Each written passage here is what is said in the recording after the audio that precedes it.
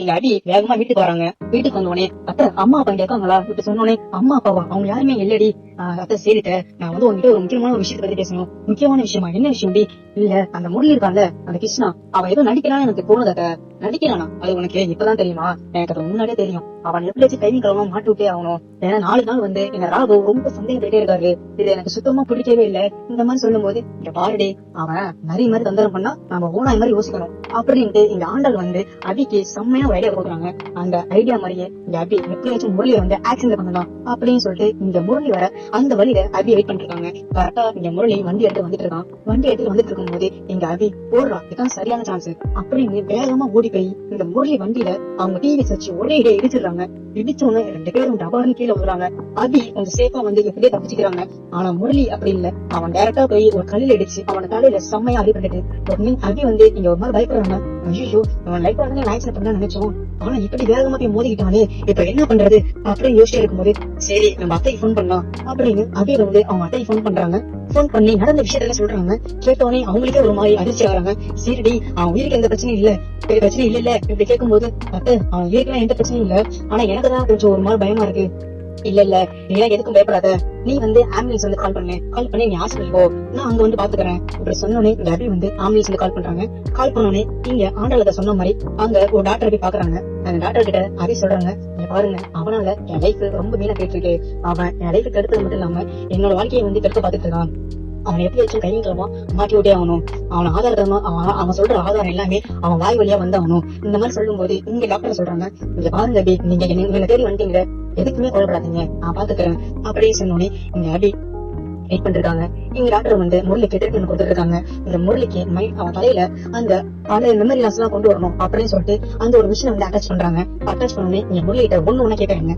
கேட்க அவன் ரோபோட் மாதிரி எல்லா பதிலும் சொல்லிட்டே இருக்கான். இத அபி வந்து வெளில இருந்து அப்படியே ஒரு போன்ல வந்து ரெக்கார்ட் பண்ணிட்டு இருக்காங்க.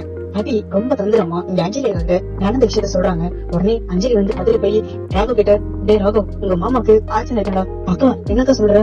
ஆமாண்டா என்னன்னே தெரியல இப்பதான் எனக்கு அபி வந்து போன் பண்ணா ஏதோ ஒரு ஆக்சிடென்ட் ஆயிட்டுன்னு நான் என்னடா பண்றது இந்த மாதிரி சொல்லும் போது அக்கா நீங்க எதுக்கும் பயப்படாதா நம்ம கண்டிப்பா ஹாஸ்பிட்டல் போடலாம் அவருக்கு எதுவும் அவ்வளவு சீக்கிரம் வந்துடாது நம்ம எப்பயாச்சும் பாத்துக்கலாம் அப்படின்னு சொன்னோடனே இங்க ராகவும் அஞ்சலியும் ஹாஸ்பிட்டல் கிளம்பி போறாங்க. கிளம்பி போகும்போது இங்க அபி வெளில நிக்கிறத பார்த்தோன்னே இங்க ராகவுக்கு இன்னும் சந்தேகம் வருது. இந்த அபி வந்து சுத்தமா தெரிந்த மாட்டவர் போல நம்ம சந்தேகப்பட்டது உறுதியாயிட்டு அப்படின்னு இங்க ராகவ் வந்து மனசுக்குள்ள நினைச்சுக்காரு.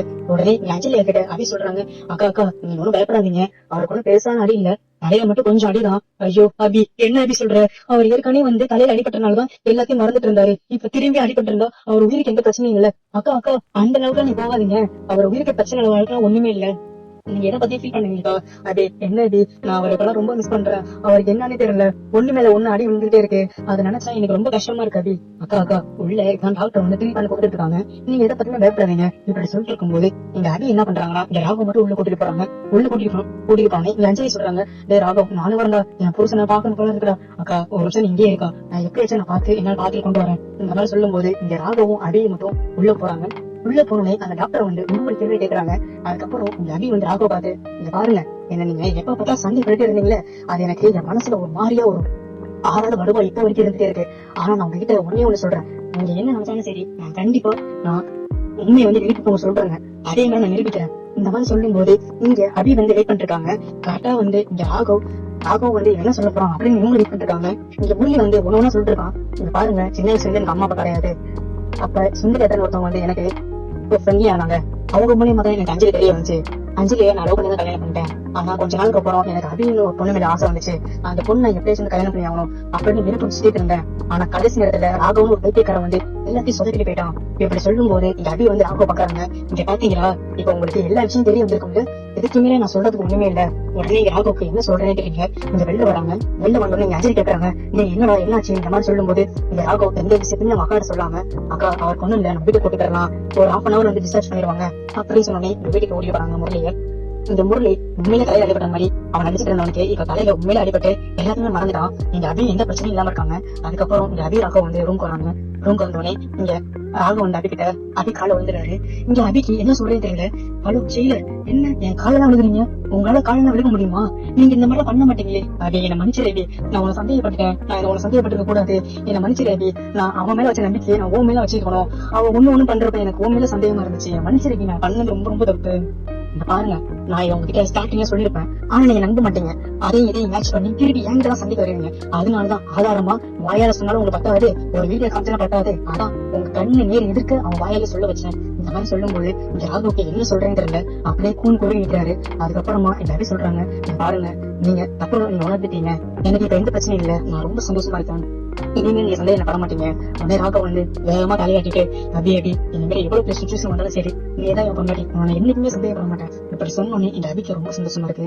உடனே அபி வந்து, இங்க பாருங்க, இப்ப நடந்தது எல்லாத்தையும் மறந்துருங்க, நம்ம இனிமேல் சந்தோஷமா வாழ வரைக்கலாம், வாழ ஆரம்பிக்கலாம். எனக்கும் மற்ற ஹஸ்பண்ட் மாதிரி ஜாலியா வெளில போறது, சந்தோஷமா பேசிக்கிறது, சந்தோஷமா சிரிச்சுக்கிறது, அவங்களுக்கு ஒரு குழந்தை பிறகுறது, இப்படி கல்யாணம் ஆகுறப்ப எனக்கும் ஆசை இருந்துச்சு. ஆனா உங்களுக்கு கல்யாணம் பண்ணோன்னே அந்த ஆசை எல்லாமே எனக்கு வீணா போயிட்டு, ஆனா நீங்க வந்து உங்களை திருத்திடுவேன் அந்த நம்பிக்கை என் மனசுக்குள்ள இருந்தே இருந்துச்சு. இப்ப எப்படியோ நீங்க தெரிஞ்சுட்டீங்க, இனிமேல் எனக்கு எந்த கவலையும் இல்ல, நான் ரொம்ப சந்தோஷமா இருக்கேன். ஆகும், என்னை விட்டு நீங்க கடைசி வரைக்கும் போயிடக்கூடாது. இனிமே லைஃப்ல எந்த பிரச்சனை வந்தாலும் சரி, கொஞ்சமாச்சும் சுதாரிச்சு அதை ஆராய்ச்சு அதுக்கப்புறம் முடிவெடுங்க. இப்படி ஏனோ தானே முடிவெடுத்து என் லைஃப கொஞ்ச நாள் அழிச்சிட்டீங்க. இந்த 6 மாசம், இந்த 3 மாசம் நினைச்சிட்டீங்க. இதுல வேற 6 மாசம் வரைக்கும் தான் நீ இந்த வீட்டை இருப்ப, அதுக்கு வேற கான்ட்ராக்ட் மாதிரி போட்டுட்டீங்க. அது நினைச்சது ரொம்ப கஷ்டமா இருக்கு. அபி, இனிமேல் நான் சொல்றேன் அபி, நீ மட்டும் தான் லைஃப், அந்த 6 மாசம் ஒண்ணும் கிடையாது. எத்தனை ஜென்மம் இருந்தாலும் சரி, நீ அடுத்த ஜென்மத்திலேயே நீ தான் எனக்கு முன்னாடியே வரணும். உடனே அபி நீ வெளியில வந்து சிரிக்கிறாங்க. என்னது அடுத்த ஜென்மமா? இந்த ஜென்மத்திலே என்ன போட்டு ஒரு வழி பாடப்படுறீங்க, இது அடுத்த ஜென்மம் நான் என்னங்க பண்றது? அபி நீ ஒண்ணும் கவலைப்படாத அபி, அடுத்த ஜென்மம் ஒண்ணு இருக்கா இல்லன்னு தெரியல, ஆனா இந்த ஜென்மத்துல நீ மட்டும் தான் கொண்டாட்டி, உனக்கு எவ்வளவு பெரிய பிரச்சனை வந்தாலும் சரி, இனிமேல் உன்னை யாரு என்ன சொன்னாலும் நான் நம்பவே மாட்டேன், ஏன்னா எனக்கு நீ முக்கியம் அப்படின்னு சொல்லி இந்த அபி ராகவ் வந்து ஹக் பண்ணிக்கிறாங்க. இந்த அபி ராகவும் எல்லாத்தையும் மறந்துட்டு ரொம்ப சந்தோஷமா வாழ ஆரம்பிக்கிறாங்க. ஒரு வழியா முரளிப்பட்டாங்க எல்லா விஷயமும் இந்த ராகுக்கு தெரிய வந்து 2 பேருமே ரொம்ப சந்தோஷமா இருக்க ஆரம்பிக்கிறாங்க. இந்த அபி பண்ண விஷயம் உங்களுக்கு ரொம்ப பிடிச்சிருந்தா மறக்காம இந்த வீடியோக்கு ஒரு லைக் மட்டும் பண்ணிக்கங்க.